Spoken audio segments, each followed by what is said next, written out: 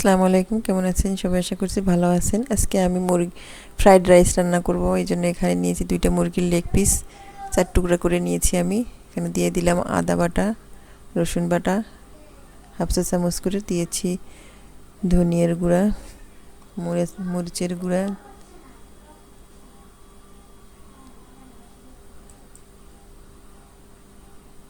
গরম মশলার গুঁড়া দিয়ে দিয়েছি।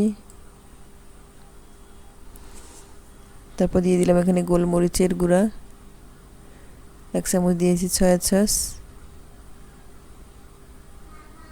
জিরার গুঁড়া আমি দিয়ে দিয়েছি। এখানে দিলাম পরিমাণ মতো লবণ, দিয়ে মাংসটা খুব ভালো করে আমি মেরিনেট করে রেখে দেব। মাংসের গায়ে মশলাটা খুব ভালো করে আমি মেখে নিয়েছি, নিয়ে এটা আমি এক জায়গায় রেখে দেব সাইডে। তারপর আমি চুলায় একটা কড়াই বসিয়ে দিয়েছি। কড়াই আমি দিয়ে দিলাম বাটারের সাথে সামান্য তেলও দিয়ে দিব আমি। দিয়ে বাটারটা গলে গেলে আমি এখানে দিয়ে দিচ্ছি রসুন কুচি। রসুনটাকে খুব ভালো করে আমি ভেজে নেব হালকা বাদামি কালার করে। তো রসুনটা ভাজা আমার শেষ। তারপর আমি এখানে দিয়ে দিচ্ছি বরবটি, ক্যাপসিকাম, তারপর মটরশুঁটি আর কাঁচামরিচ দিয়ে আমি এটা 1 মিনিট ভেজে নেব। হাই হিটে চুলাটা রেখেছি, যেহেতু চাইনিজ রান্নাটা চুলাটা হাই হিটে রাখতে হবে। তো হাই হিটে আমি এটাকে ভালো করে ভেজে নিব। তারপর এখানে এক সাইডে আমি একটা ডিম দিয়ে দিয়েছি ভেঙে। ডিমটাকে আমি একটু ভেজে নিব। ডিমটা ভাজে আমি ডিমের সাথে একসাথে সবজির সাথে মিশিয়ে নিচ্ছি। তারপর দিয়ে দিলাম এখানে ক্যাপসিকামটা দিয়েও আমি 30 সেকেন্ডের মতো একটু নাড়াচাড়া করে নিচ্ছি। এবার আমি এখানে দিয়ে দিব গোলমরিচের গুঁড়াটা দিয়েও খুব ভালোভাবে এটা মিশিয়ে নেব।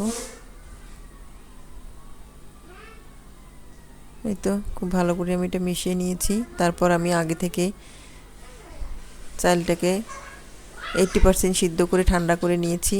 তারপর দিয়ে দিলাম সেই ভাতগুলো, দিয়ে খুব ভালোভাবে মিশিয়ে নিব। সবজির সাথে আমি খুব ভালো করে মিশিয়ে নিব ভাতগুলা। দিয়ে দিলাম লবণ পরিমাণ মতো। তারপর দিয়ে দিছি আবার 1 চামচ সয়া সস, দিয়ে খুব ভালোভাবে মিশিয়ে নেব আমি এটা।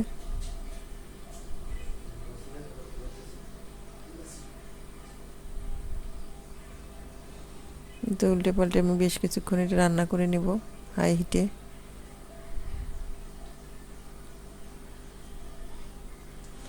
এটা চেক করে নিচ্ছি, আসলে এটা আমার হয়ে গেছে, বেশ ভালোভাবে সিদ্ধ হয়ে গেছে। এটা আমার রান্না শেষ। তারপর রাইসটা রান্না শেষ। তারপর চুলায় আর একটা প্যান বসিয়ে দিয়েছি পরিমাণ মতো তেল, দিয়ে আমি ম্যারিনেট করা মাংসগুলো দিয়ে দেব।